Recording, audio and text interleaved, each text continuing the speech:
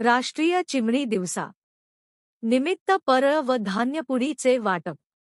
जळगावच्या रणरणत्या उन्हात चिमण्यांसाठी Rukmini foundation midtown फाउंडेशनचा मायेचा ओलावा बस स्थानकावर परळ व धान्य वाटप। जळगाव वाढत्या उन्हाच्या झळा आणि निसर्गाचा समतोल राखण्यासाठी प्रतिवर्षाप्रमाणे यंदाही राष्ट्रीय चिमणी दिनाचे औचित्य साधून रुक्मिणी फाउंडेशन या सेवाभावी संस्थेतर्फे अभिनव उपक्रम राबविण्यात आला। 200 परळ वाटप झाले।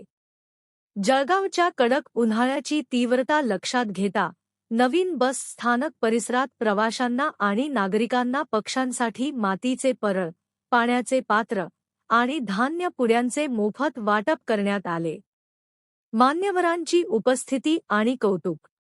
या कार्यक्रमाला प्रमुख अतिथी म्हणून जळगाव विभाग नियंत्रक दिलीप बंजारा, इंटक संघटनेचे नरेंद्र सिंह राजपूत, भाजप महानगर जिल्हाध्यक्ष नगरसेवक दीपक सूर्यवंशी, नशिराबाद नगरपरिषदेचे सभापती कीर्तिकांत चौबे आणि डॉक्टर अमित वर्मा यांची विशेष उपस्थिती होती।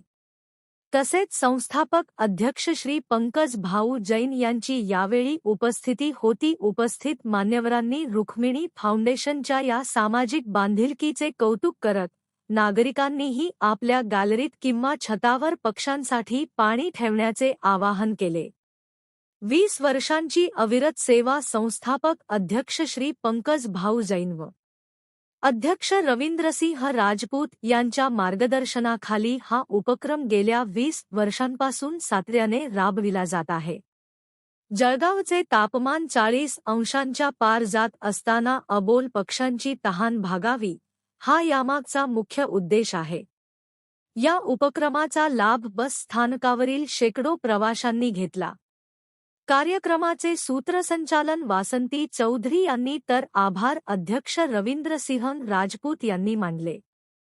हा कार्यक्रम यशस्वी करण्यासाठी फाउंडेशनचे सदस्य डॉक्टर विजय साखला, निलेश नागला, मनीष वाणी, महाश्वेता माथुर-वैश्य आणि ज्योती श्रीवास्तव यांनी परिश्रम घेतले।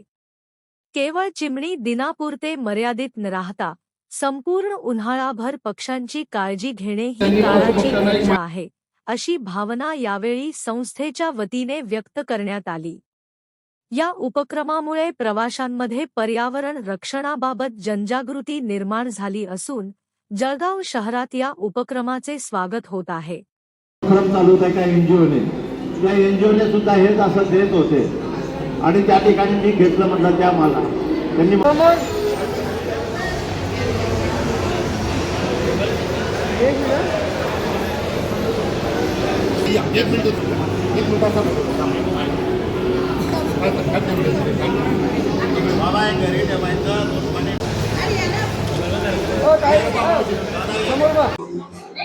या ठिकाणी नवीन बस स्थानकात राष्ट्रीय चिमणी दिवसानिमित्त रुक्मिणी फाउंडेशन तर्फे दरवर्षीप्रमाणे याही वर्षी परळ वाटपचं आयोजन करण्यात आलं होतं। काय सांगणार? राष्ट्रीय चिमणी दिवसानिमित्त रुक्मिणी फाउंडेशनचे पंकजभाई जैन असतील, वासंतीताई चौधरी, श्रीवास्तव मॅडम, डॉक्टर वर्मा व त्यांच्या टीमने हा एक चांगला परळ वाटपचा कार्यक्रम आज इथे बस स्टँडला ठेवलेला आहे। कारण आपण बघतो आता उन्हाळा सुरू झालेला आहे, खूप कडक उन्हाळा आहे आणि मुक्या प्राण्यांना पशुपक्ष्यांना पाण्याची वणवा असते आणि त्यामुळे पक्षी जिवंत राहायला पाहिजे। कारण निसर्गाचा नियम आहे की पक्षी जिवंत राहिल्याशिवाय आपलं पण दिनचर्या चालणार नाही।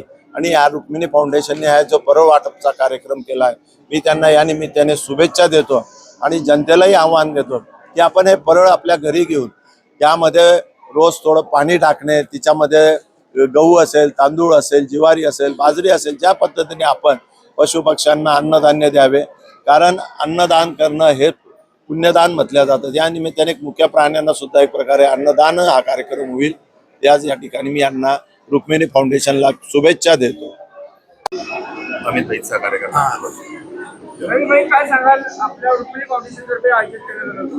आजच्या चिमण्या दिनानिमित्त दरवर्षीप्रमाणे श्री अमित भाई आम्हाला सहकार्य करत असतात परळ वाटप वगैरे नेहमीप्रमाणे।